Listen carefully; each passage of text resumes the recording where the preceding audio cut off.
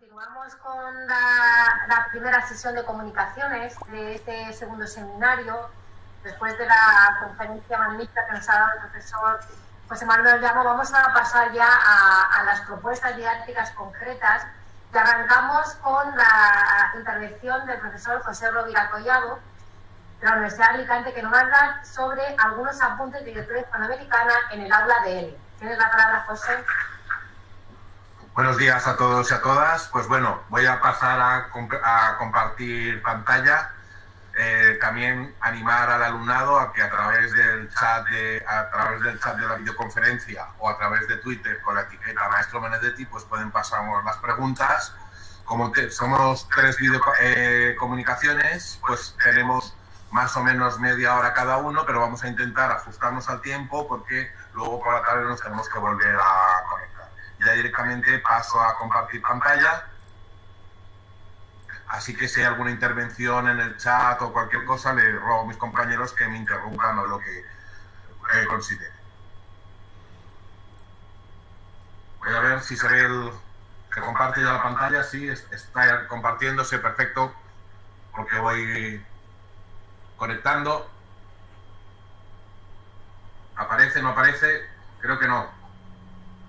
Creo que lo que se está cargando es una imagen de... Ahora sí, José, me parece, ¿eh?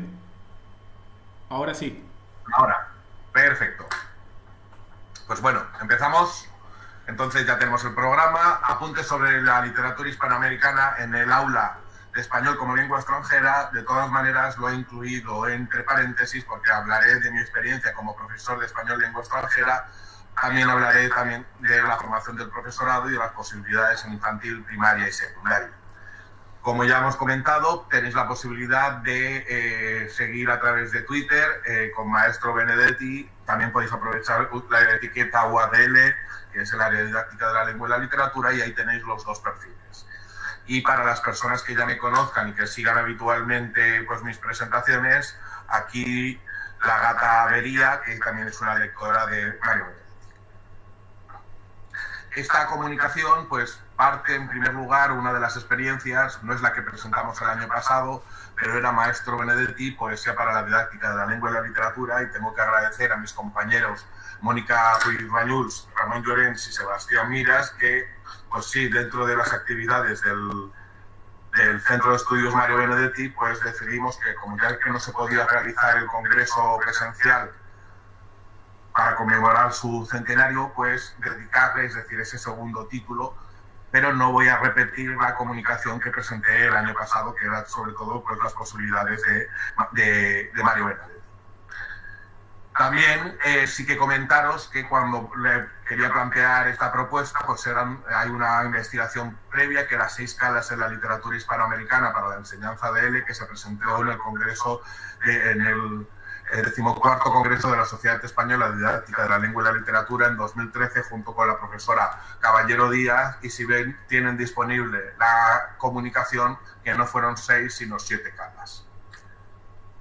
Pero, disculpen que me ponga aquí, como el otro día lo comentaba, como codirector del curso, pues me permito hacerme un poco el abuelo cebolleta y entonar a Gardel. No les voy a poner todas las canciones ni todos los textos que tenemos hiperenlazados, pero podríamos decir con ese texto de Volver que 20 años no es nada, que feliz la mirada, errante las sombras que buscan y te nombra, etcétera, etcétera. También avisar que hemos dicho que se puede seguir a través del WhatsApp, es que como tenemos ya tantas plataformas, a través de la etiqueta a través del chat de YouTube, pero os animo a tuitear. Si utilizáis sobre todo la etiqueta Maestro Benedetti, al finalizar la comunicación revisaremos quién es y tendrá premio. Espero que sea algún alumno o alumna. Sé que están los alumnos del grupo de Sebastián siguiéndonos. Espero que también haya algún otro alumno conectado. Sí, creo que hay bastantes alumnos conectados. ánimo. Y ya empezamos con contenidos y en este sentido pues estamos hablando de literatura hispanoamericana y hablamos de pues un poco de la literatura y la enseñanza de lenguas. hemos vivido a lo largo de los últimos años pues ese conflicto muchas veces o esa diferenciación entre la lengua y la literatura. Por supuesto, en el área de didáctica de la lengua y la literatura estamos obligados a trabajar y a conocer ambos ámbitos, pero si nos vamos posiblemente más en el ámbito de la filología, parece que están enfrentadas, ¿no? Es decir, que si eres de lengua puedes trabajar la literatura y viceversa. Esto también afecta mucho a la formación del profesorado, que parece que si se dedica a un área, pues la otra la tiene que dejar. Y también en el caso de la formación del profesorado para la enseñanza del ELE, pues con el aumento del crecimiento de las investigaciones en lengua, pues por ejemplo, con el desarrollo del enfoque comunicativo, pues ya no se trabajaba tanto la literatura. Es decir, obviamente sí, pues, por ejemplo, cuando trabajamos el español para fines específicos, pues muy pocas veces se considera que esos fines específicos son la lectura o la enseñanza de la literatura. Pero obviamente son son un elemento necesario para conocer una lengua, y obviamente en los niveles superiores pues es necesario trabajar también esa literatura.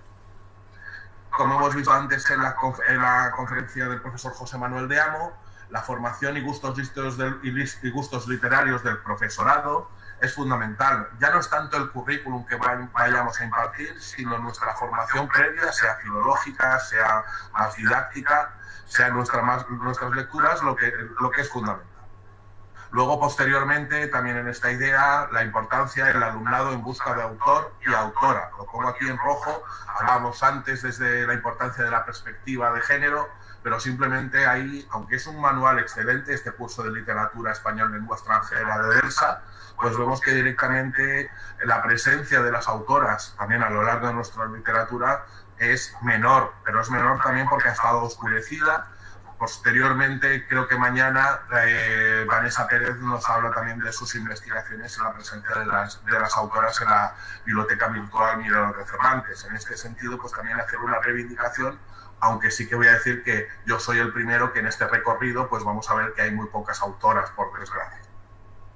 Y también como perspectiva teórica, pues hablar, obviamente, trabajar el enfoque de la literatura desde un enfoque comunicativo, y en ese sentido sería abandonar las clases magistrales, porque sí, muchas veces, por desgracia, estamos acostumbrados a esa clase magistral, a ese modelo donde la comunicación es mínima, y también, por supuesto, destacando la interculturalidad y el enfoque social en esta idea de los elementos digitales. Supongo que habrán aprovechado también en este sentido para leer la cita de Salvador Montesa, que en la Asociación de Estudios de Español como Lengua Extranjera Española, pues sí que nos habla que ya no solamente el estudio de la literatura, sino el uso de los textos literarios para mejorar nuestra competencia comunicativa y nuestra competencia lectora. Aquí me van a permitir, voy a ir muy rápido, pero para contar simplemente la cronología de esta investigación y las propuestas didácticas, no voy a hacer un corpus teórico, un marco teórico al uso, sino voy a hablar de mis experiencias, de mi formación, de esos 20 años de volver a los orígenes después de 20 años. Desde 1999 hasta 2007 tuve la suerte de estar en la Universidad de Estudi de Salerno, en la Universidad de Estudi de Nápoles Solabero en Casa. En estos dos sitios participé como lector, y también fui colaborador en el Instituto Cervantes de Nápoles. Allí tuve la oportunidad, esta investigación, de hacer un análisis de manuales. Si tenemos alumnos aquí del grado de educación primaria, pues por ejemplo tienen ese análisis de manuales que hacemos para ver en educación primaria de cómo se trabaja los contenidos lingüísticos. Pues ahí hubo un vaciado, es decir, que en este sentido el vaciado de esas obras se limita hasta 2007, porque yo luego sí que he seguido consultando algunos manuales de español lengua extranjera, pero no tengo la cantidad que tenía en el Instituto Cervantes de Nápoles. También, por supuesto, esta es una de mis líneas de investigación, y trabajando pues con estos elementos 2.0 como la creación de blogs, webquests, la interacción o el estudio tanto del Centro Virtual Cervantes como la Biblioteca Virtual Miró de Cervantes, dos webs que en aquella época pues tenían mucha importancia. Ahora ambas tienen más de 20 años y se pueden haber quedado un poco obsoletas, pero en aquel momento eran fundamentales para llevar contenidos literarios al aula de. Desde 2008, desde que ya soy profesor del Departamento de Formación Didáctica, hemos seguido revisando fuentes teóricas, en materiales similares, ampliando la bibliografía y en este sentido adaptación de algunas de las actividades, como podría ser del otro yo a nuevas situaciones de aprendizaje. También con el alumnado italiano podemos destacar que desde 2014 hemos hecho distintas estancias en la Universidad Federico II, gracias a la profesora Leal Rivas, también a la participación en jornadas de ELE, y en estos momentos estamos embarcados en la creación de recursos educativos abiertos, de materiales online, tanto para la enseñanza de ELE como para la adaptación, como son recursos adaptados y abiertos, con el uso de la literatura española y hispanoamericana, como luego describir. En este sentido, hemos hablado aquí de la experiencia con el alumnado de ELE italiano. Aquí hablamos de la relación de la literatura hispanoamericana con el área de didáctica de la lengua y la literatura, y hemos añadido la LIF 2.0. Anotar que simplemente, aunque llevamos 2 seminarios, desde 2008 ya tenemos algún curso de verano, como el que dirigió el profesor Antonio Mula, Literatura Infantil de Allende de los Mares, que fue mi primera participación en la Universidad de Alicante. En este sentido, también en esta época, pues decidí cambiar de tesis doctoral, gracias a los consejos del profesor Llorens, pero continuaba la colaboración con el Centro de Estudios Mario Benedetti. Algunas de las investigaciones que podemos destacar son, por ejemplo, la de mitos prehispánicos en viñetas, una aproximación desde didáctica a la literatura, la ya citada actividades en la Sociedad Española, la didáctica de la lengua y la literatura, y también en mi blog tienen un análisis de las revistas de LIF 2.0 de Hispanoamérica, como puede ser Cuatro Gatos, por ejemplo, y otras revistas. También en 2014 se lanzó el proyecto Maestro Benedetti, del que hablé el año pasado y del que luego comentaré brevemente, porque directamente en la mesa redonda casi de clausura trata sobre ese tema. También con el profesor Llorens se realizó el curso Literatura Infantil y Juvenil, Textos, Ilustración y Animación Lectora en España y en América Latina. Gracias al Centro de Estudio Mario Benedetti, pues pudimos hacer distintos cursos también sobre las posibilidades didácticas del cómic, y importante, lo destacaremos luego, el año pasado ya presentó el profesor Llorens el monográfico sobre literatura infantil y juvenil en la revista América Sin Nombre. Otras investigaciones son como Felipa 2.0, redes de lectura, o el máster que tuve el placer de participar junto con la Universidad de Barcelona y la Universidad de Ecuador, la UNAE de Ecuador, en 2017-2018, gracias a la profesora Alba Ambrós y con la compañía de Pepe Hernández o Víctor Manuel Sánchez.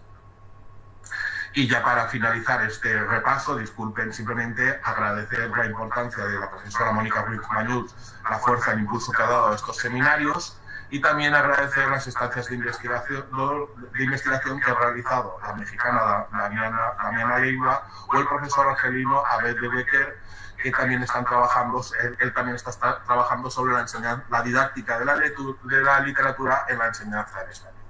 Y no lo voy a mencionar, pero también recientemente hemos publicado, gracias al profesor Eduardo Baile, un monográfico en la revista mexicana Lig Ibero, coordinada por la profesora Laura Pepe. Y después de este rollo teórico o repaso personal, obviamente, pues no sabía si incluir estos apuntes, este repaso que teníamos, pero ya desde la semana pasada, pues obviamente tenía que ser el primero, Quino y la variedad rioplatense. Aquí aprovecho para citar otro trabajo de la profesora Caballero Díaz, que hizo una web quest y la analizó en la revista RTL en 2006. Y también citar a la profesora Miguel Hernández, que fue la que nos enseñó en aquella época mucho sobre las claves de la web quest. Y aquí ya simplemente, sé que seguro que luego mis compañeros vamos todos a discutir o van a querer ser ellos, etcétera. Mafalda, un personaje en busca de TFG y TFM. No sé cuántos alumnos están siguiendo esta comunicación, pero yo creo que este año le podemos dedicar, tanto desde la perspectiva hispanoamericana o desde la perspectiva de la narrativa gráfica, creo que son tiras fundamentales, y además así lo hemos incluido en nuestros lectores. Seguimos con otras comunicaciones. En vez de hacer no sabía cómo organizar las aportaciones o los apuntes, simplemente no he seguido un orden cronológico de presentaciones, sino simplemente de las que hemos trabajado últimamente en la universidad y a otras relacionadas con la perspectiva de él. En este sentido, la primera que quiero citarles es la Zurita 2.0, posibilidades didácticas de su obra en Internet. Cuando se realizó el Congreso Internacional dedicado al poeta chileno Raúl Zurita, con motivo de su honoris causa, pues se hizo este análisis de Internet. Recordamos que Raúl Zurita ha sido reconocido este año con distintos premios, como por ejemplo el premio Mario Benedetti o el premio Reina Sofía. En este sentido, en aquella época, en 2015, teníamos un proyecto de MOOC, pero no vayan a buscarlo porque no salió adelante. Simplemente pues aprovecho para hacer otra publicidad que, aunque no trata específicamente de literatura hispanoamericana, creo que las profesoras Gómez Trigueros, el profesor Llorens y la profesora Ruiz Bañuls me permitirán hacer publicidad sobre este MOOC que acaba de lanzarse. Lo tienen ahí a su disposición. Si alguien tiene un interés, luego puedo compartir el enlace porque es geolocalizando la literatura a través de las tablas.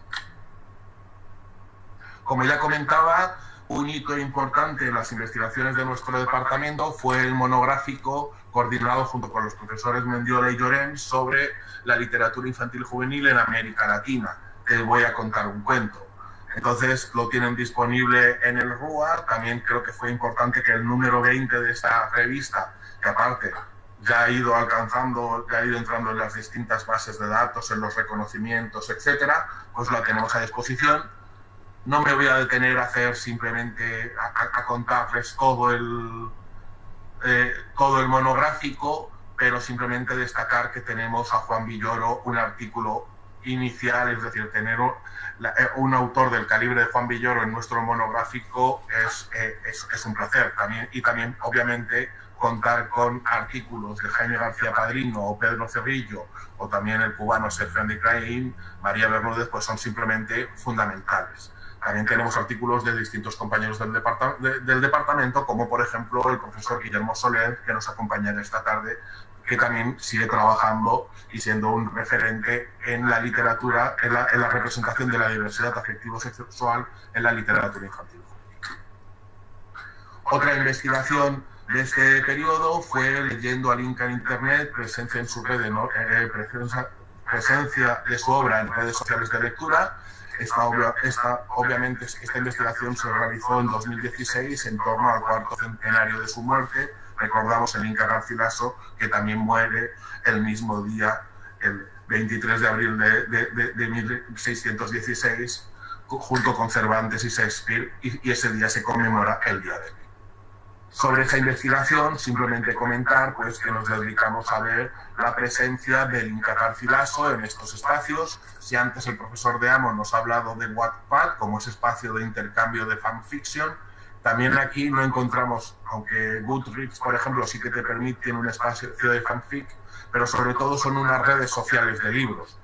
Tenemos Goodreads, atención, estos datos son de 2016, he cogido la diapositiva de ese momento. En estos momentos, creo recordar que los últimos datos que he revisado tiene más de 60 millones de usuarios. Recordemos que Goodreads forma parte fue adquirida por Amazon. También tenemos LibraryThing o Lecturaria entre lectores como dos redes sociales de lectura que también están directamente en español. Aquí estoy avanzando una de las prácticas que realizaré con mi alumnado a lo largo de esta semana. También en este sentido, pues la investigación que realizó nuestra compañera Patricia Sánchez, que en estos momentos está realizando su tesis doctoral en el CSIC, pues era la presencia del Inca Garcilaso a través de estas tres redes sociales, Goodreads, LibraryThing y Lecturalia, y también esos textos académicos, nunca mejor dicho, que encontramos en Academia. Y ya volvemos a esas 6 calas que comentábamos, es decir, esa experiencia como profesor de español y el uso que hicimos de algunas obras de literatura hispanoamericana. Vamos bastante justo de tiempo, simplemente pues comentaros desde en 2004 todas las actividades que se realizaron. En el 13º encuentro práctico de profesores de español como lengua extranjera presentamos la propuesta didáctica, análisis de materiales y propuestas didácticas a través de la poesía de Pablo Neruda. Como ya he dicho, podría empezar hablando del texto, las palabras de confieso que he vivido, y aquí podríamos decir que confieso que he leído a Pablo Neruda. Aprovechar también en este sentido para dar mucho ánimo a los compañeros y compañeras de International House de Barcelona y de las otras sedes que en estos momentos pues, pasan por una situación profesional incierta. Recordar también que tenemos este mural con Pablo Neruda y Miguel Hernández, pues la relación que tenemos en estos momentos, pues hay algunos textos, como explico algunas cosas, de España en el corazón y algunas que son fundamentales, aparte de toda esa poesía amorosa.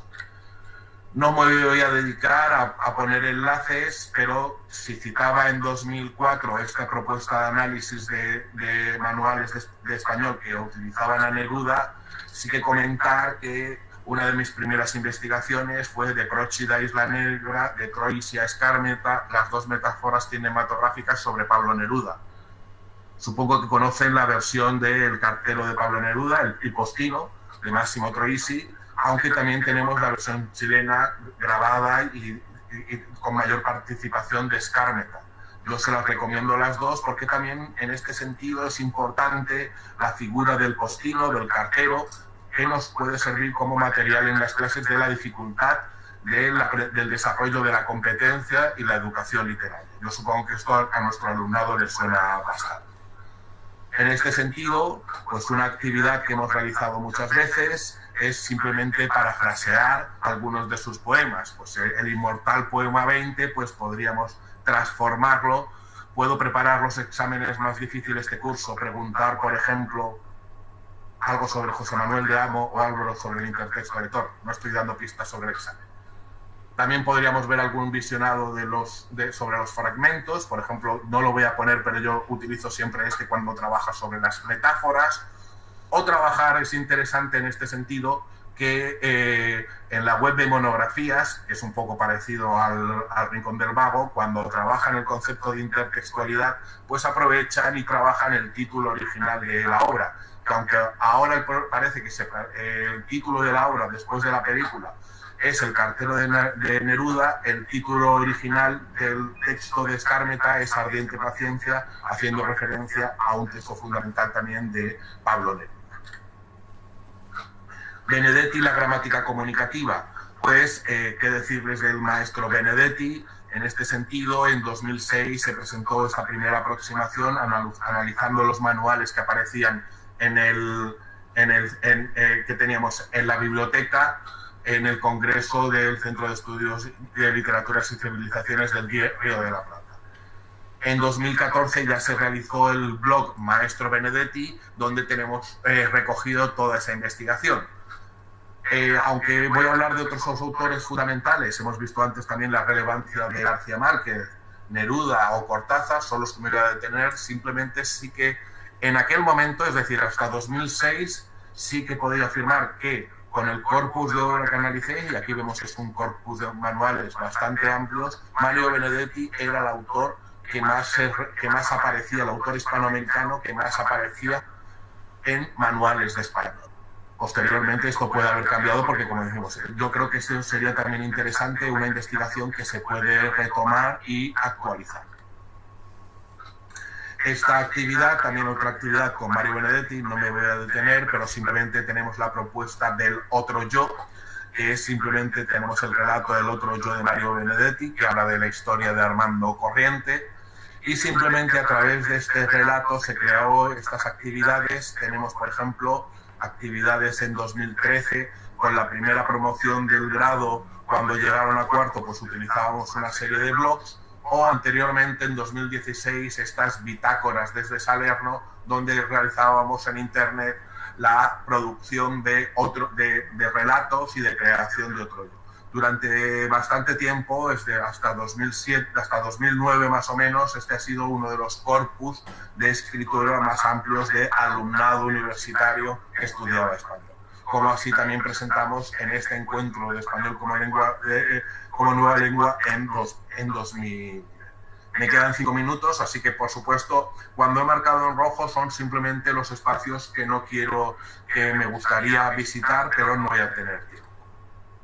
Como comentaba, Poesía para los Jóvenes, propuesta para el centenario. Esta fue la comunicación que se presentó en el Congreso de Anilig del año pasado, pero también estas mismas jornadas de las que hablaremos mañana por la tarde con los compañeros Tony Solano y Pepe Hernández.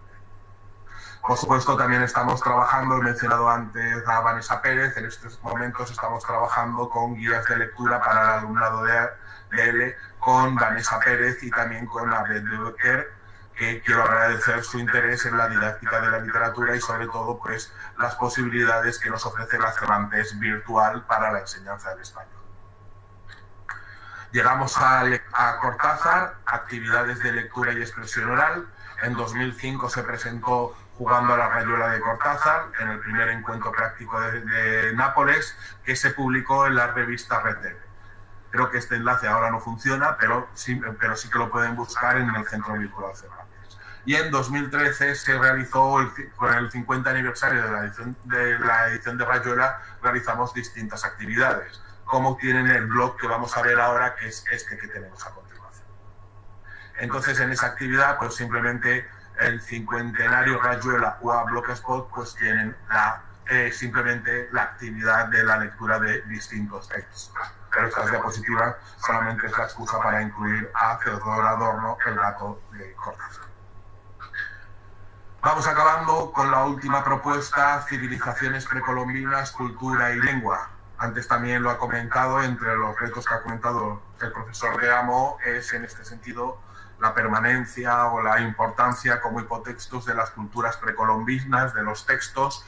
En el Convenio Internacional de Americanística, organizado por el Centro de Estudio Círculo Amerindiano de Perugia, se presentó esta investigación también en el mismo sentido, es decir, un análisis de materiales de ese corpus que se vació detenidamente de materiales de manuales de español, pues vimos cuál era la presencia de las culturas mayas, incas, aztecas, etc.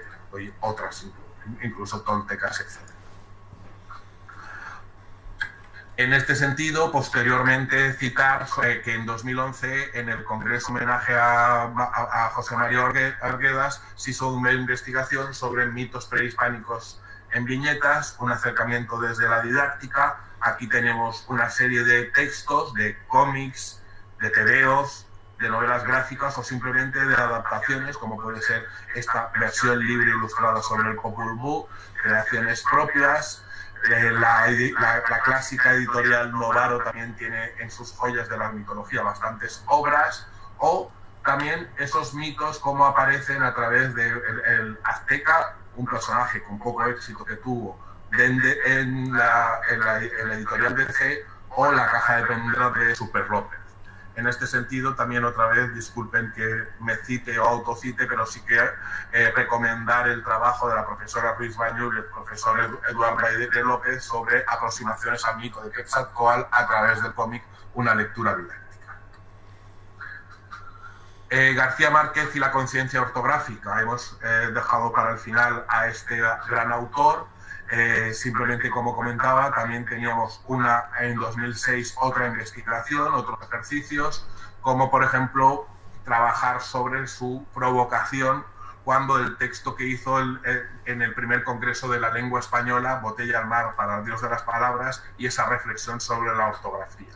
También en este sentido, creo que mi compañera Sebastián Milas va a hablar luego de biografías literarias. El profesor de Amo ha hablado antes de la biografía de Rulfo. Precedentemente también tenemos esta biografía de García Márquez. Sobre esa actividad que os he dicho, este enlace no funciona, pero sí que lo tenemos a disposición en el Centro Virtual Cervantes. Por ejemplo, es bastante interesante este texto que forma parte de la obra 100 años de soledad, e incluso he incluido omitido algún párrafo, pero es una frase interminable, simplemente a través de cómacs, justaposiciones, etc. Se puede hacer un análisis bastante interesante. O en 2014, en la web de Maestro Benedetti, hicimos un breve homenaje precisamente con el fallecimiento en 2014, el 17 de abril, de Gabriel García Márquez, y, por ejemplo, un trabajo sobre el capítulo de la muerte de de Pietro Crespi en esa hora infinita y todos los relojes grabados en una hora interminable, que es para mí uno de los episodios más bellos que los recomiendo.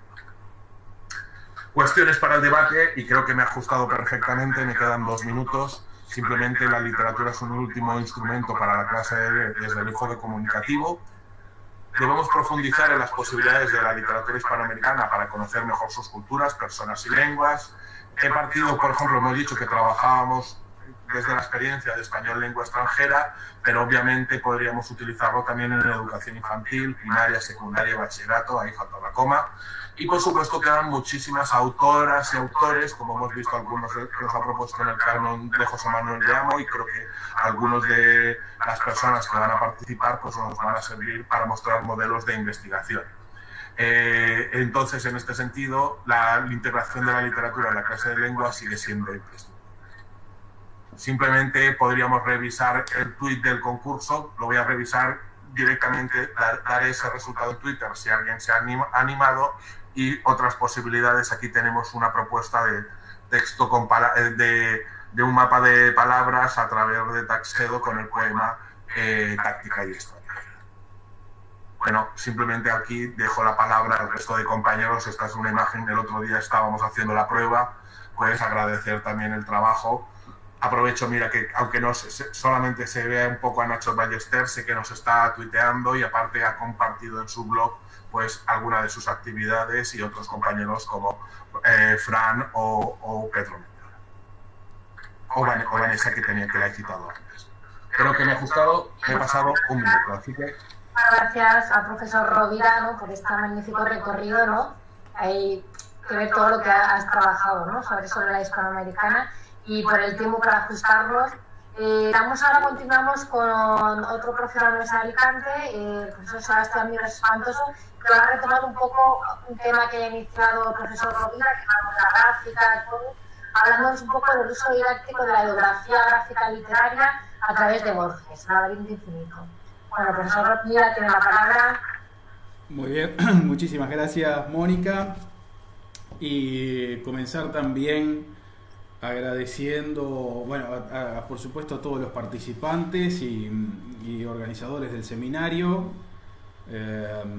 a lo que humildemente he también contribuido con algún detalle, y agradecer por supuesto también a todos los que están ahí por YouTube siguiendo esto, entre los que se cuentan, me imagino, algunos del grupo 4 de didáctica de la lectura y la escritura, a los que va un especial saludo, y los animo por supuesto a comentar ahí a través del chat de YouTube las cuestiones que quieran, observaciones, lo que sea, ¿no? Claro, a cualquiera de nosotros, ¿no?, por supuesto, y también en Twitter, como decía José. Yo voy a ser un poco, creo, más breve que José, y temo, como el ordenador desde el que sale esto es el que manda también la señal a YouTube, yo temo que al incorporarle también mi propia presentación de pantalla se crea aquí una especie de bucle infinito que haga que el seminario padezca muchísimo, pero vamos de todas formas a intentarlo, a ver qué nos sale. Vamos a presentar la pantalla que está por aquí.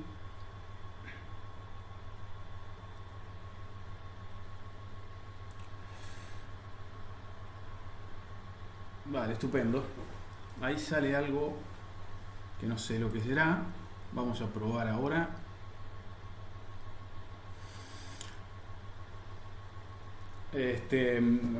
Bueno, muy bien. Yo lo que quiero presentarles aquí hoy es una novela gráfica. Ya han salido hoy algunas. José Manuel de Amo, como decía ahora también José Rovira, hizo referencia a la biografía gráfica de Rulfo. Perdonad que estoy procurando hacer de esto pantalla completa, y esto está por aquí mismo. Vale. No es que tenga demasiada importancia, ya que son unas diapositivas que contienen simplemente algunas ilustraciones de este Nicolás Castel, que es el ilustrador de esta biografía gráfica de Borges, que él tiene en su sitio de Doméstica. Así que es simplemente para acompañar un poquito la presentación de esta biografía gráfica, literaria, como veremos después, que hemos decidido llamarla, y presentar también algunas claves acerca de, de qué manera se afronta en este libro la biografía borgiana, que es algo como veremos que no carece de problemáticas, la biografía de Borges. José ha hecho referencia a muchos otros autores hispanoamericanos, creo que no a Borges, y es uno en el que se conjuga especialmente literatura y vida, ¿no? Que como diremos más adelante, para hablar de su vida es necesario forzosamente dirigirse hacia aquellos libros que él mismo escribió o que leyó. Así que, bueno, esto es Borges, El laberinto infinito, de Nicolás Castel, y el guión de Óscar Pantoja, que también le editó, como decía José Manuel de Amo, con el libro de Rulfo, lo editó Rey Naranjo, esto en 2017. Lo primero que me gustaría aclarar acerca de esta pequeña comunicación es que proviene de un artículo que preparamos también con José Rovira acerca de 4 biografías gráficas literarias dedicadas, todas ellas a autores hispanoamericanos, que eran Rulfo, que ya se mencionó antes, García Márquez, que acaba también de citar José, Borges es uno de ellos, y también Cortázar. A su vez, cuenta también con otros antecedentes, este artículo que preparamos con José, que son otros en los que él mismo ha participado o es autor, como son, por ejemplo, biografías literarias y poesía en viñeta de 2013, o ilustrando la poesía, cómics y libros ilustrados sobre Miguel Hernández, en el que también participan Pilar Pomares, Joan Miquel Rovira y Eduard Baile, y con este último, y Mónica Ruiz, lo citaba también al final de su intervención José, publicaron aproximaciones al mito de Quetzalcóatl a través del cómic, una lectura didáctica, por lo que en verdad lo que voy a decir aquí es en buena medida una prolongación de estos trabajos. Por tanto, si es así que mis palabras ya van a estar determinadas por estos precedentes,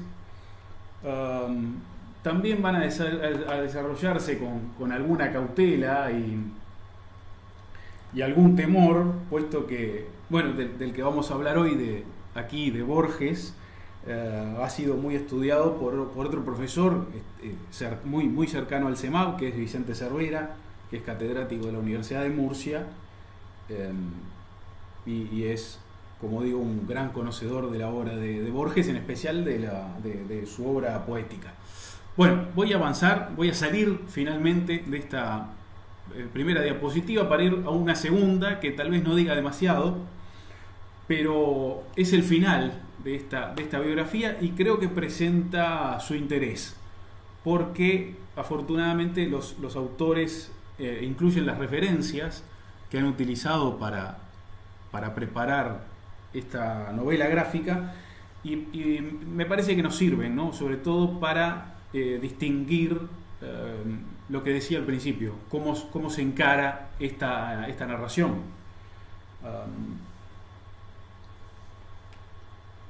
Ahí ven que se incluyen biografías firmadas por académicos o estudiosos de su obra, como consta ahí al principio, también notas de prensa, artículos de internet que abordan algún capítulo concreto de su biografía, en especial ese desamor con Nora Lange, que como vamos a ver es crucial para el libro.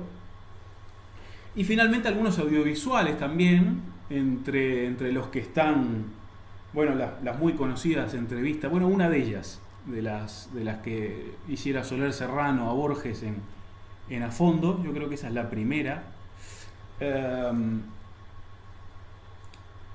También conferencias del propio Borges, como son esta del 77, conferencias sobre la ceguera, y también la otra sobre la Divina Comedia, que son 2 de 7 conferencias que pronunció en el Teatro Coliseo de Buenos Aires, y que después, algunos años después, se editaron bajo el nombre de 7 Noches. También están esas 4 charlas o clases de Ricardo Piglia sobre Borges, que emitió la televisión pública argentina en 2013, y seguramente vayan a perdurar como esos materiales de divulgación imprescindibles para acercarse a la obra de un escritor, y que desafortunadamente no abundan, ¿no?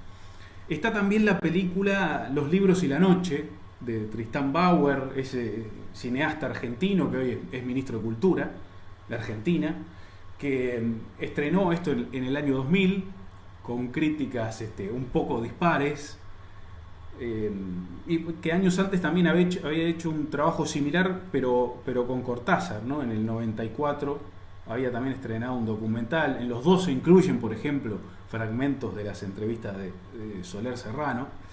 Y el desarrollo narrativo de Borges, El laberinto infinito, que es, digo, la novela gráfica que nos ocupa, toma algunos episodios, algunas imágenes de esta película, sobre todo cuando se refiere a la relación entre Borges y su padre, que es estrictamente, tal como se plantea aquí, digo, en la novela, una relación más bien, no digo literaria, sino quizás libresca, ¿no? Quiero decir, en torno a instituciones o a espacios que tienen que ver con los libros, como la Biblioteca Nacional y la propia biblioteca personal del padre de Borges. Se especifican algunos de los libros que frecuentaba el padre, digo yo, imitando a Borges, como los libros de psicología de William James, que utilizaba para sus clases, ¿no? El padre de Borges fue también profesor, como lo fue el propio Borges durante algún periodo de su vida. Aparecen también algunas biografías, ¿no? Y en esto me quiero detener un momento, por ejemplo esta de Edwin Williamson, que es bastante reciente, quiero decir del siglo XXI, es un profesor inglés, británico, que también tiene un libro sobre la historia de América Latina en Penguin. También aparece la autobiografía que Jorge Luis Borges le dictó a un tal Di Giovanni allá por 1970, y se publicó primero en New Yorker, la revista esta estadounidense. Él se la dictó a este Di Giovanni y comprende, bueno, desde su nacimiento hasta el 70. Y en esto sí que es interesante, porque algunos de los episodios que relata la novela, yo no quería incluir aquí ninguno que no hubiera puesto el propio autor, ¿no? Pero es curioso que haya episodios mínimos, como son la invención de amigos imaginarios con la hermana, con Nora Borges, ¿no? Nora Lange, que eran Kilos y el molino de viento. Eran dos amigos imaginarios. Eso lo cuenta él en la autobiografía, y se incluye en la novela gráfica, un poco así, tal cual Borges lo narra en la autobiografía. O un episodio también muy, muy curioso y muy marginal, que no sé por qué captó la atención de los autores, pero bueno, primero en realidad había captado lo de Borges, ¿no? La de Borges, así que eso ya es significativo. Pero él, cuando va a una estancia donde vivían unos parientes, ahí una estancia en el campo, ¿no? Y se da cuenta de que los peones que trabajaban allí eran gauchos, y eso lo cuenta él como una especie de descubrimiento de esta figura popular, folclórica, si se quiere, de Argentina y también de Uruguay. bueno, Borges hablará mucho sobre el gaucho y la literatura gauchesca y esas cuestiones, pero le interesa que él su familia le regala una muñeca a la hija de estos peones, de una familia, y la dejan en la caja sin abrir, y la ponen en una estantería como si fuera una decoración, y eso le llama mucho la atención, y es otra cuestión que se recoge allí en la biografía, en nuestra biografía, El laberinto infinito. Por último, ya llegando un poco al final de este recorrido sobre las referencias, porque si no se me va a ir un poco todo con esto, quiero decir que está también, y es importante, la biografía literaria de Monegal, que se centra en eso, ¿no? En la biografía literaria, que para nosotros también es importante porque explica también el término al que hacemos referencia con biografía gráfica literaria, ¿no? La biografía literaria, decía el propio Monegal, Rodríguez Monegal, que es un crítico un crítico literario uruguayo, decía que estas biografías literarias cuentan con una gran tradición, incluso mayor que la de la propia crítica literaria. En inglés, por ejemplo, para la literatura inglesa es muy importante el libro de Coleridge, que se llama así, biografía literaria. Y hay otros autores también hispanoamericanos como Neruda o Feliberto Hernández que han merecido también ese nombre para alguna de sus biografías.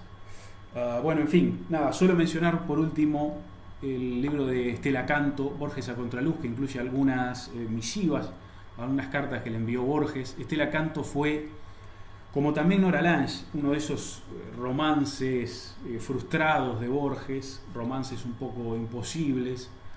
A Estela Canto le dedicó Borges uno de sus cuentos más renombrados y perfectos, que es el Aleph, pero que aquí el Aleph vamos a ver que está asociado a Nora Lange, no tanto a Canto. También está la biografía del escritor gallego, de José Carlos Caneiro. Y por último, lo último que quiero decir con respecto a esto es que además de las entrevistas de Soler Serrano, que a mí me gusta mucho, quiero sí reivindicar una entrevista que no aparece aquí, pero que tiene bastante interés, que es la que le hace a Borges en el 79 un comunicador, un hombre de radio argentino que se llamaba Antonio Carrizo, y es una entrevista muy, muy interesante. Está allí también, aparece al final María Kodama, un personaje también un tanto, polémico.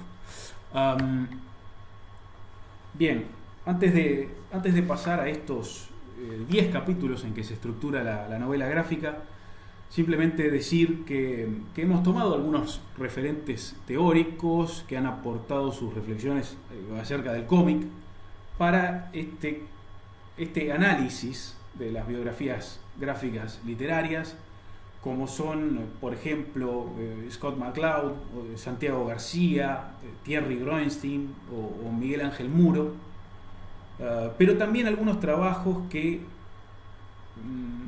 no desde la reflexión teórica, sino desde la implementación práctica intentan sugerir cómo puede darse y qué tan efectiva puede ser la integración del cómic, por ejemplo, en la formación lectora de las primeras etapas educativas, como lo postula Adriana Chacón en un artículo del 2016, o también las posibilidades que ofrece el cómic para favorecer el pensamiento entre interculturalidad y fortalecer la educación literaria, como lo plantean Noelia Ibarra y Josep Ballester. En fin, simplemente para acotar un poco nuestro objeto de estudio, decir que el concepto de novela gráfica surge en el último tercio del siglo XX, define un tipo de historieta novedoso que tiene una carga literaria muy abundante en una obra extensa y autoconcluyente, ¿no? Que esto por supuesto la distingue de la serialización clásica de los tebeos. Aquí la historia que se narra va a tener su fin en el propio volumen. Es un formato de libro grande y una edición digo, bastante cuidada.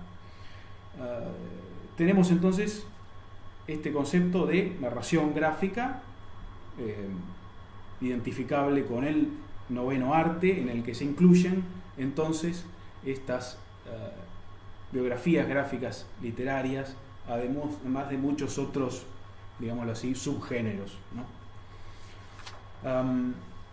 Bien, hablamos un momentito entonces de estos capítulos. Como vemos, los años a los que se dirige no siguen un orden cronológico estricto, ¿no? Sino que se va avanzando, sí que va en general de menos a más, y terminamos ahí en la Biblioteca Nacional, cuando eres director de la biblioteca, dictándole un poema a la madre. Borges, como sabéis, murió ciego y estuvo ciego gran parte de su vida, y otra parte sin poder ver tampoco demasiado.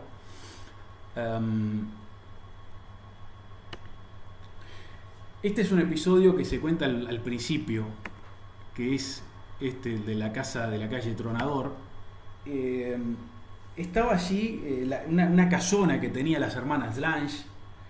Las hermanas Lange fueron unas escritoras que animaron en gran medida a este grupo de vanguardia que se formó en Buenos Aires a comienzos del siglo XX, y que estaba integrado entre otros por Borges y un señor que se distingue ahí de perilla y traje blanco, que es Oliverio Girondo, y que es con quien finalmente Nora Lange va a pasar sus días, y va a dejar a Borges con ese desengaño al que tanta importancia le da la obra que nos ocupa. No sé si la mayoría de críticos o biógrafos también se la conceden, pero la biografía quiso ir por aquí, quiso partir de este desengaño como motor, como impulso creador, digámoslo así, como hito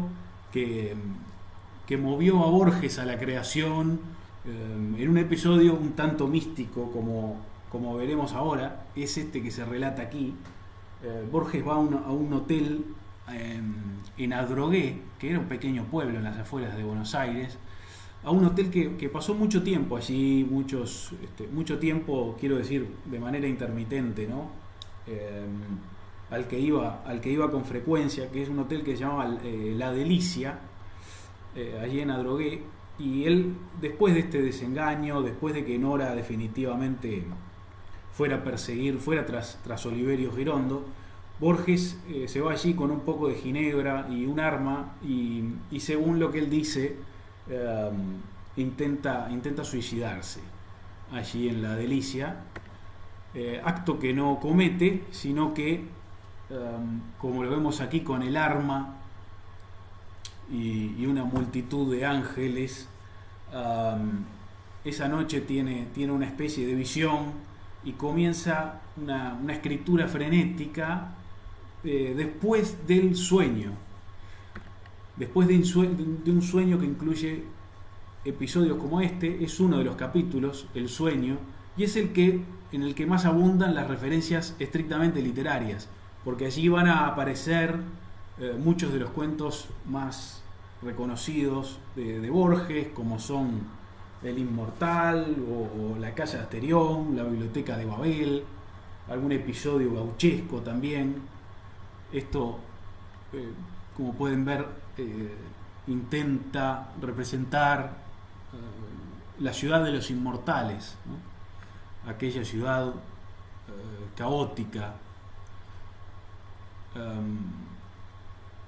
Este episodio hace referencia también a otras de las obras que han marcado profundamente a Borges, que es la Divina Comedia, que tiene también, tras leer un ejemplar, y él es algo que cuenta también en una conferencia, cuenta cómo persiguió, cómo se le vienen estas imágenes a la cabeza acerca de sus Beatrices particulares, ¿no? que son en primer lugar Nora Lange, y quizás también Estela Canto. el otro decía, si el desengaño amoroso con Nora Lange es uno de los puntos cruciales y motores de su actividad literaria, la otra gran referencia de la novela gráfica es a El Aleph, ¿no? Allí van a... es en ese punto donde se concentran todas las cosas del universo, la gran creación de Borges, tal como lo refleja la novela gráfica.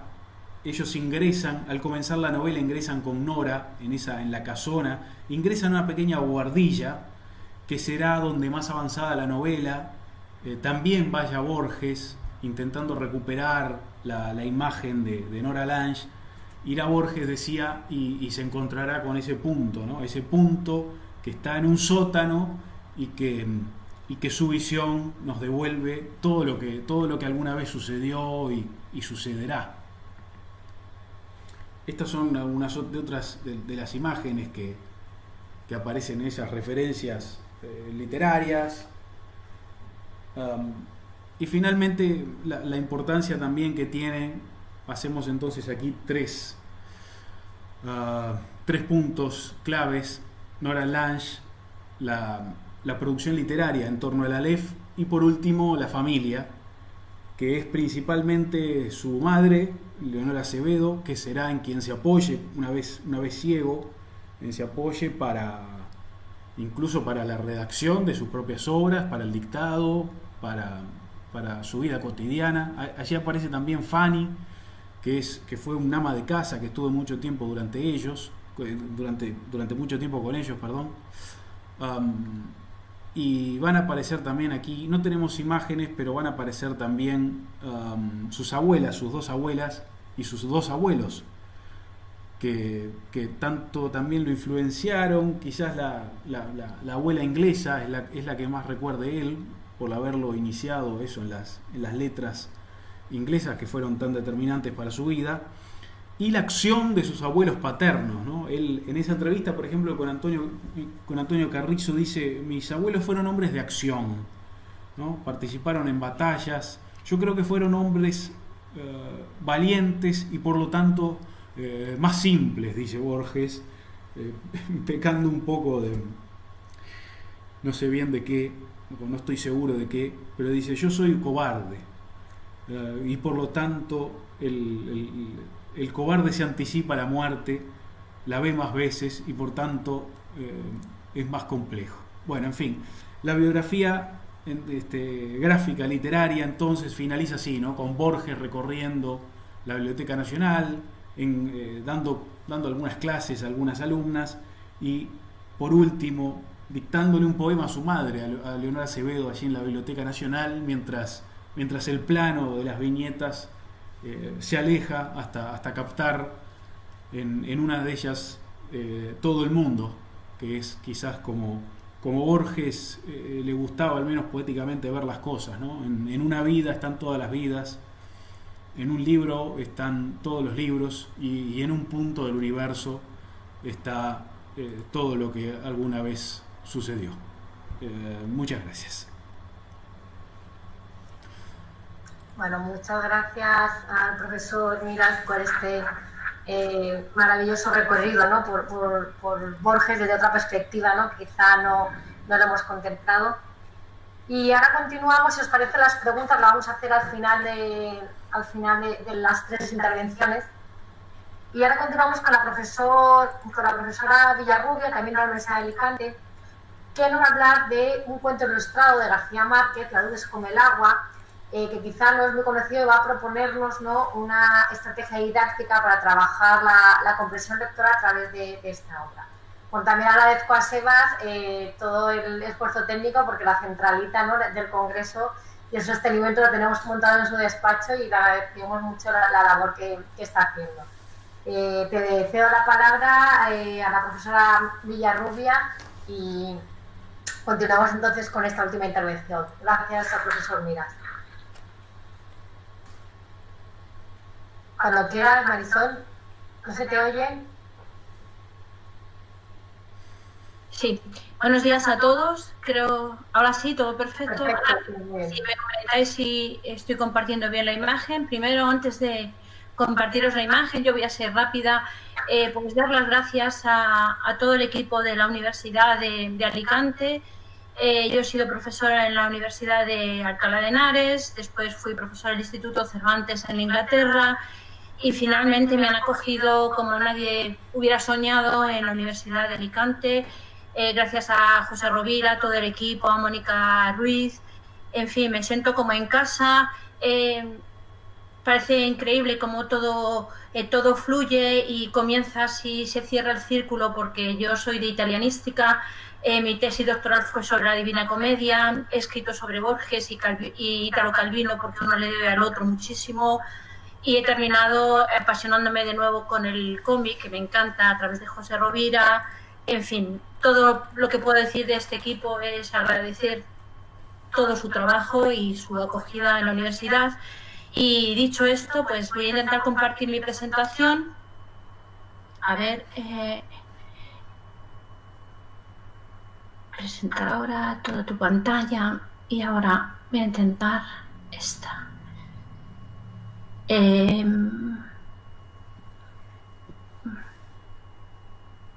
Mónica, estoy compartiendo, No, se ve, no, pero la imagen se ve, comparto. Tienes que dar a presentar ahora, solo te vemos a ti, no estás compartiendo pantalla todavía. A ver, pues no sé cómo hacerlo. Perdonad que soy un desastre a compartir. No, bueno, en presentar ahora, pones compartir pantalla. Sí, pero está inactivo, no puedo. Lo siento, cosas del... No pasa nada, cosas del directo, no pasa nada. Cosas del directo, un momentito, voy a intentar otra vez. En el Meet pones presentar ahora y sí, toda tu pantalla, compartir, pero lo tengo inactivo, así que no puedo. Presentar toda tu pantalla no te sale. No. Bueno, pues... Ah, sí, un momento, ahora ya está. Vale, ahora, perfecto, estamos ya viendo. Vale. Entonces, ¿estáis viendo ya? ¿Sí? Sí, a todo grande y perfecto. Vale, fenomenal. Pues... Cuando en toda la pantalla... Voy a ver. Perdonadme porque yo soy un poco torpe, ¿eh? Perdonadme que estéis por ahí. Estoy intentando compartir, pero... Con toda la pantalla y la... A ver. Creo que aquí. Al otro. ¿Al otro? Sí. ¿Aquí? ¿Ahí está? Sí. Bueno, pues ahí está la presentación de mi propuesta. La luz es como el agua. Es un cuento ilustrado que ilustró una artista, y bueno, es la obra, un cuento de Gabriel García Márquez. La obra la tenéis ahí en chiquitito, pero ahora la vais a ver un poquito más grande. Bueno, lo primero que quiero empezar mi presentación es dedicándola a todos los estudiantes del grado de maestro en educación primaria, pensando en vosotros, que sois nuestro testigo. Yo no quería hacer una presentación teórica, sino algo práctico, porque siempre que he dado clases en másteres, etcétera, pues siempre me decís que lo que queréis son ver cosas prácticas y no queréis oírnos a los profes hablando de teorías. Pues bueno, yo recojo ese testigo siempre.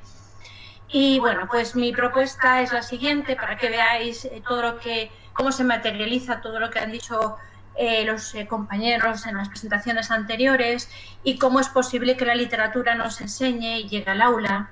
Así que veis, lo primero que tenemos que hacer, el primer paso que tiene que hacer un profesor es, antes de la lectura, es preparar cualquier obra literaria, cualquier fragmento, cualquier texto, porque el texto puede ser duro para nuestros estudiantes, así que siempre tenemos que pensar en el perfil del estudiante.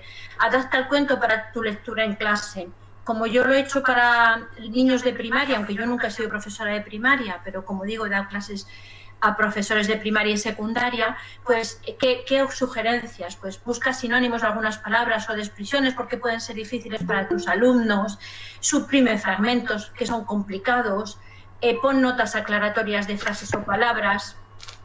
Vale, aquí tenéis el cuento, lo he transcrito aquí al PowerPoint, y veis cómo yo he ido señalando, que no tenemos por qué coincidir, cómo el cuento, que es un cuento bastante breve y precioso, pues puede que no encaje perfectamente con ese perfil de alumnos de primaria, en secundaria seguro que sí, también pensamos que el cuento, yo que he leído y he estudiado mucho el cuento porque me ha interesado mucho este género, siempre pensamos que es algo para niños y no es cierto. Y ahí está Borges, Calvino, como hemos dicho, etcétera. El cuento se adapta perfectamente, ¿no? La cuentística para todas las edades. Y bueno, yo he ido señalando y subrayando fragmentos que deberían ser utilizados de otra forma. No quiero decir que adaptar los textos sea el mejor camino y habría que leer a los autores en su lengua original, pero a veces, si queremos llegar a ellos, pues es necesario hacerlo, ¿no? Entonces, por ejemplo, cuando dice el autor el laurel del tercer año de primaria, pues quizá podríamos suprimir esa parte de la frase con buenas notas y así pues el resto de los fragmentos suprimiendo, buscando sinónimos, como he dicho, para llegar a adaptarlo al perfil de nuestro estudiante, que también conocéis mejor que nosotros, ¿no? El profesor que está todo el día hablando con esos niños y niñas, ¿no? Entonces aquí lo veis, como yo he ido subrayando pequeños fragmentos, pequeñas palabras, sextante y brújula. Pues bueno, la brújula es más común, sextante no lo es tanto. Bueno, ahí seguís viendo todo el cuento, ¿no? Hay muchos fragmentos que serían muy difíciles para según qué niño de primaria, ¿no? Bueno, la lectura del cuento, como habéis visto, lo primero es coger el texto y adaptarlo, como profesor. ¿Qué tengo que quitar? ¿Qué tengo que poner? Ahora la lectura del cuento. ¿Cómo hago la lectura? Bueno, pues yo os estoy haciendo una sugerencia, pero siempre a partir de las sugerencias pueden surgir pues muchas ideas y posibilidades, ¿no? Pues yo lo he dividido siempre en dos partes. Mirad, he intentado que sea lo más claro posible. ¿Cuál es la actitud? ¿Qué tiene que hacer el estudiante en clase, en la parte superior, y durante el proceso el maestro? Así que el estudiante en clase hace una lectura individual y en silencio. Recordad que siempre decimos, vamos a leer en voz alta. Si pensáis cualquiera de vosotros, leer en voz alta significa no entender profundamente el texto. Así que si lo hacemos, siempre se lo he dicho en los cursos que he dado de formación a profesores, recordad que nadie es capaz de recordar muy bien el texto si está pendiente de su oratoria. Así que es mejor leerlo en silencio. Se hace una segunda lectura, pero esta es una lectura para trabajar sobre el texto. Así que vamos a marcar en lápiz rojo como un código las palabras que no se entienden y en lápiz azul las que son frases que no se entienden, ¿no? Vamos a preguntar al maestro, vamos a buscar en un diccionario de primaria. No nos olvidemos de los diccionarios, en papel, online, que es un elemento que está muy olvidado y los niños aprenden. Yo he hecho trabajos de investigación sobre los diccionarios que no solamente es una herramienta para buscar palabras, también informan sobre la gramática, la morfología, la sintaxis. Bueno, y durante este proceso, ¿qué tiene que hacer el maestro? Pues controla la actividad, comprueba que los estudiantes saben qué y cómo tienen que hacer la lectura. Los profesores a veces no nos damos cuenta que nuestras instrucciones no son claras, ¿no? Y el profesor, ¿qué es el profesor en realidad en esa actividad de lectura? Es un apoyo. El profesor adopta la figura de mediador y facilitador del proceso. Así que, más o menos, en esa lectura hay dos grandes caminos, ¿o no? ¿Qué es lo que tiene que hacer el estudiante y qué es lo que tiene que hacer el maestro? Vosotros, a los que estoy dedicando esta presentación en el futuro. Pues después viene el apartado de comprensión lectora, es decir, hemos hecho una lectura, nosotros como profesores previa, después con los niños en clase y después ¿qué tengo que hacer? De nuevo hay dos grandes bastiones, uno es el estudiante y otro es el maestro. ¿Cómo comprobamos la comprensión lectora? Bueno, pues ponemos a los niños en grupos de 3 o 4 máximos, que se puedan controlar, depende del número de niños que tengamos en clase, pero recordad que en grupos se sienten apoyados, no se sienten tan débiles. Si alguno no sabe, se compensa con lo que el otro sabe, con lo cual se crean lazos de afectividad, pero también de seguridad. Se resumen, ellos deben de resumir con sus palabras la historia que apenas acabamos de leer, y uno de cada grupo que debería de ir circulando para que todos trabajen, pues presenta, para que no haya un caos en la presentación. Así que cada grupo tiene un representante, un líder que va a presentar con sus palabras la historia. ¿Qué hace el maestro mientras tanto? comprueba que los estudiantes saben qué tienen que hacer y cómo. ¿Veis? Esto es muy importante. Hay que resolver las dudas. A veces pensamos que somos muy claros y no es verdad. Las instrucciones que damos no son realmente claras. Controlar que se lleva a cabo el trabajo, paseándose por los grupos o ahora en nuestra enseñanza online en las salas virtuales. Moderar las intervenciones, que procuremos que los niños sepan que hay un turno de palabra. Es bueno como una enseñanza también. Vamos a resumir nosotros profesores finalmente el cuento como una lectura final, como un colofón. ¿Por qué? Porque probablemente cada uno ha tenido una visión. Vamos a intentar hacer un resumen de todo. De nuevo, nuestro papel no es un papel principal, ya no somos maestros que nos sentamos a dar lecciones magistrales como hacía nuestro compañero José Rovira, somos facilitadores, mediadores del aprendizaje, así que actuemos como tales, no somos nosotros el centro de atención, lo son los niños y lo que importan son ellos, ¿no? El texto que os presento es de Carmen Soler Vendrell, que es la ilustradora de este cuento. Y bueno, pues a mí me parece que la imagen inicial puede servir para pasar de actividad. El maestro pregunta a los estudiantes, con esta imagen, ¿qué ves? ¿Qué ves? ¿Qué estás viendo? La imagen actúa entonces como elemento de conexión con el texto, con elemento de cohesión grupal, como elemento motivador. Como digo, debo decir que gracias al departamento, como he dicho antes, que he vuelto a reactivar mi amor al cómic y a la imagen, como decían en la Edad Media, ¿no? Como uno de los elementos que uno mejor recuerda y a través del que mejor se llega a la memoria, ¿no? Comprensión visual, he llamado a este apartado, los estudiantes en clase, ¿qué vuelven a hacer? ¿Qué hace el maestro? Vamos a dividir otra vez esa dinámica. Los estudiantes observan unas imágenes que vamos a proyectarles. Después, con el mismo grupo, cada uno va a recibir unos pequeños fragmentos que ahora os voy a enseñar y las imágenes que también están viendo en la pantalla. ¿Qué tienen que hacer? ¿Cuál es su tarea ahora? Ahora hay que vincular la imagen y el fragmento. Vamos a intentar reactivar más de un sentido. Vamos a intentar que los niños recuerden por las palabras, pero también a través de las imágenes. ¿Y qué hacemos nosotros, maestros, profesores, durante ese momento de aprendizaje? Comprobamos que los estudiantes, de nuevo, saben qué tienen que hacer y les resolvemos las dudas. Controlamos el trabajo a través de las salas virtuales o de los grupos que tenemos en clase.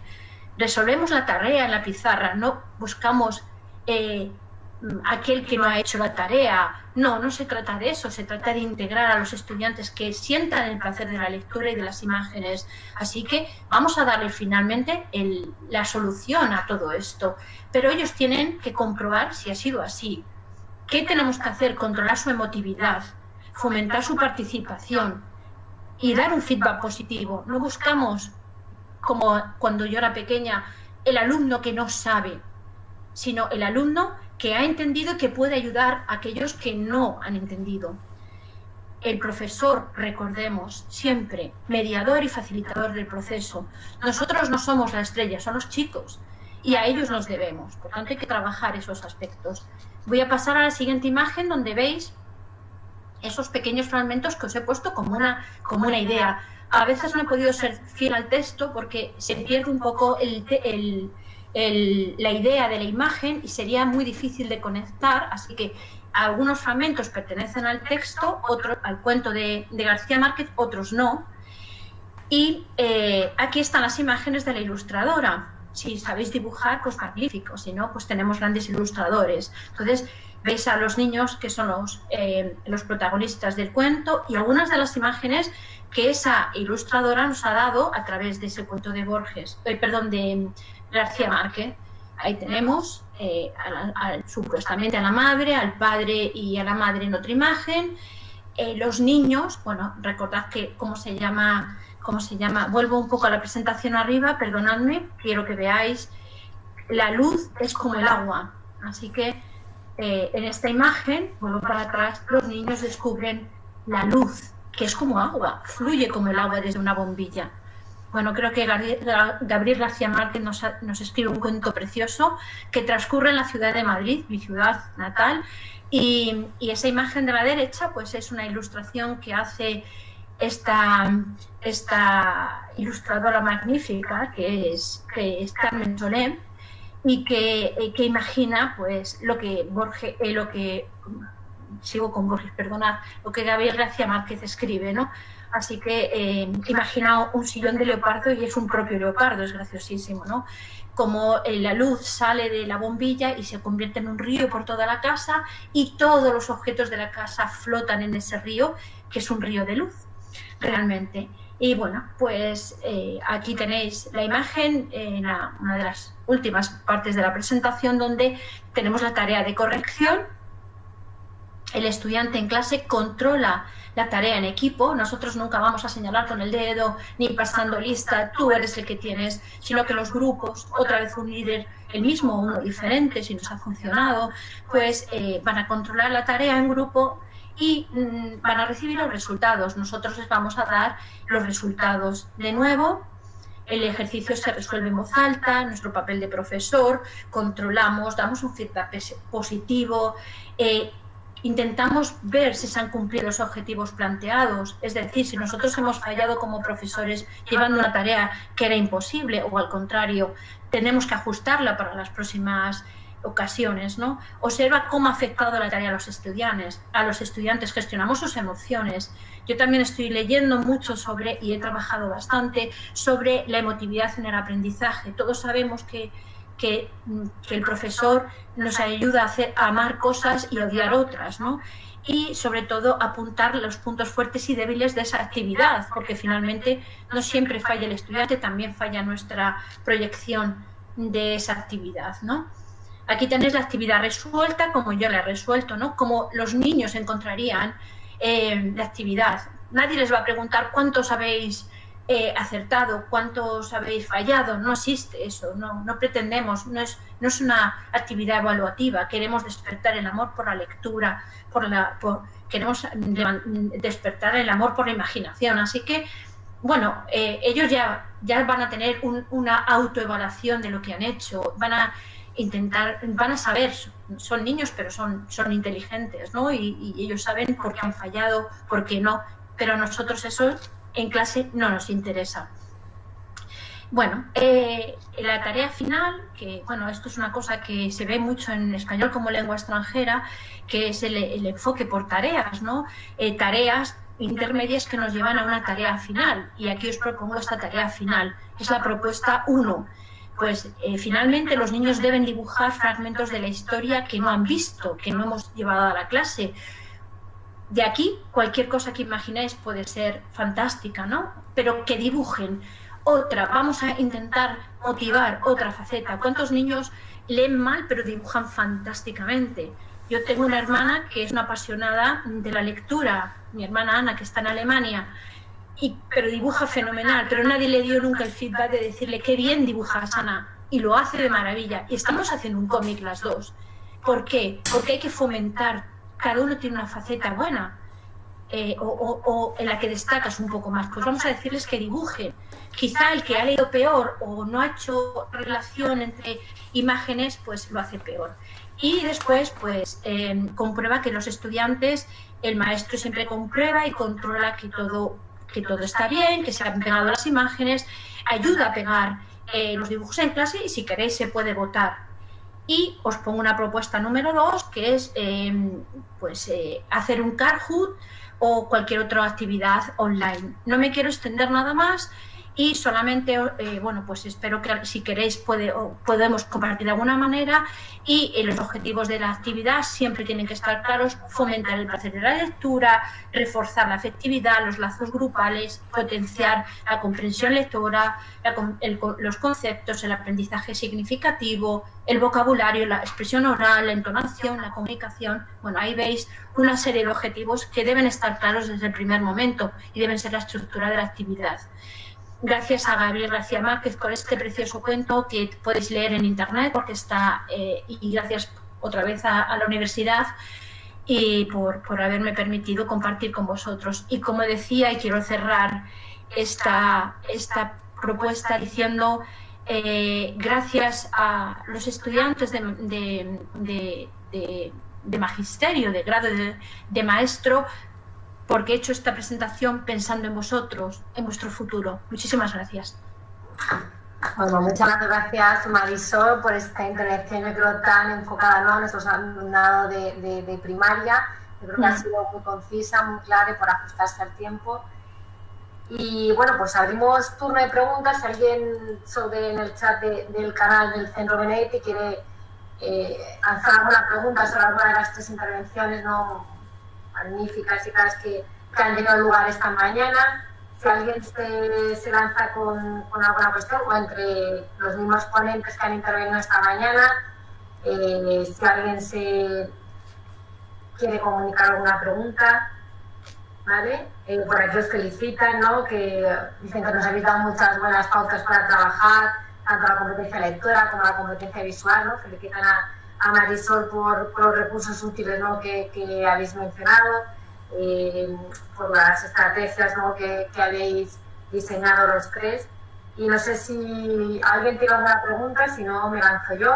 No hay ninguna pregunta. A ver si, perdón, Mónica, solo una cuestión para decirle a Marisol a ver si quitaba la presentación de la... Sí, deja de compartir la pantalla. Perdón. Es que soy un desastre. Un momento, por favor. Dejadme un minuto. Que ahora no sé ni dónde estoy. Vale. Os felicitan. Yo creo que la gente ya tiene ganas de irse a comer, ¿vale? Dice que habéis presentado unas cosas que son muy útiles. Yo quizás, como no se anima a nadie, preguntar en 2 minutos, ¿no?, al profesor Mira y al profesor Rovira, ¿no?, que habéis hablado de las posibilidades de la novela gráfica, habéis mencionado a Borges, algo de Benedetti, pues si podéis... a ver, pero entiendo aquí una pregunta, dice, una duda para Sebas. Comentaba que el segundo hito que marca la biografía gráfica, pero la producción literaria en torno a la Aleph, pero ¿qué es la Aleph? El Aleph. O sea, no sabes lo que es el Aleph. Perdón, sí, Carla es una alumna de... Pues si puedes un poco explicar un poquito, ¿no?, que a lo mejor quizá nosotros nos movemos en otro ámbito que no es tan conocido. Muy bien, Carla, bueno, también y para todos... El Aleph es un cuento de Borges que está incluido, creo que en Ficciones, me parece que es. Y es así, ¿no? El Aleph con PH, que es un término que proviene de la cábala judía, que le interesaba mucho a Borges esas cuestiones.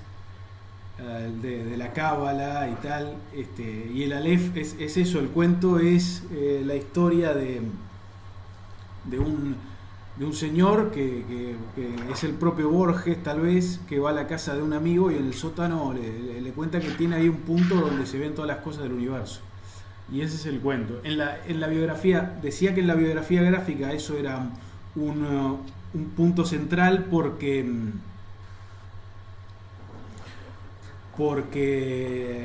es lo que ve Borges luego ahí de los desengaños, y se vuelven a repetir esas imágenes multiplicadas, ¿no?, de muchas. También en los juegos con la hermana aparecen algo similar, donde están los tigres, libros y objetos así, que se vuelve a repetir cuando es la imagen del Aleph propiamente. Hay también una referencia además muy curiosa, él está sentado con Nora Lange, y detrás se ve un cartel publicitario de unos cigarrillos Zefira, que existieron realmente los cigarrillos Zefira allá por los primeros años del 20, pero Zefira es también una de las 10, es una de las 10 manifestaciones de Dios, el Zefir, según la cábala, así que hay varios guiños a esas cuestiones. Vale, gracias por la pregunta, Carla, espero haberlo resuelto. Bueno, aquí os recomendamos a todos que leáis ese cuento maravilloso, ¿no?, de la Aleph. Por preguntar un poco y cerrar, porque vamos un poquito justo de tiempo, ¿no? Tanto el profesor Rovira como el profesor Mira nos habéis hablado de las posibilidades de la novela gráfica, y solo nos habéis hablado de Borges. Yo creo que estáis trabajando también otros autores recientemente en un capítulo, ¿no?, para un libro. No sé si podéis comentarnos qué otros autores estáis trabajando y pensáis que tienen unas grandes posibilidades, o profesor Rovira o profesor Mira, que habéis Profesor Mira, No, adelante tú, que yo ya... Son los autores que, como decíamos, se han comentado también esta mañana, ¿no? Rulfo, García Márquez y Cortázar, ¿no, José? Sí, efectivamente. Ahí hemos tenido la suerte que en los últimos 4 años han aparecido, en los últimos 5 años han aparecido 4 biografías, 3 de un mismo autor, del que tú has trabajado, el mismo guionista a través de distintos ilustradores, y luego otra biografía literaria que hablamos, es decir, que nosotros utilizamos ese concepto de biografía literaria o biografía gráfica, porque se centran en autores literarios, entonces pues la utilidad yo creo que es bastante útil, porque aparte también hemos prestado atención, como ha dicho al principio el profesor Miras, pues a las fuentes de esas novelas gráficas, es decir, o son especialistas en esos autores o se han basado, por ejemplo, también estamos aquí hablando de autores hispanoamericanos, pero también se están trabajando bastante, por ejemplo, García Lorca tiene distintas biografías en estos momentos, entonces desde la de Carles Esquembre o una reciente que también Vida y Muerte por Quique Palomo y la biografía de Ian Gibson, entonces es bastante interesante y estamos trabajando en esta línea, porque ahí son autores, como ha dicho antes Sebastián, pues que tienen una biografía bastante particular. Es decir, Borges, Cortázar, el propio García Márquez. Entonces, pues poder tener la posibilidad de estudiar su biografía, que es importante también para entender. Muchas veces cuando hablamos en clases sobre educación literaria decimos que una cosa es la historiografía literaria, pero parece como si tuviéramos que dejarla de lado, ¿no? La historiografía literaria nos permite conocer mejor un autor y la obra en el contexto en el que se genera.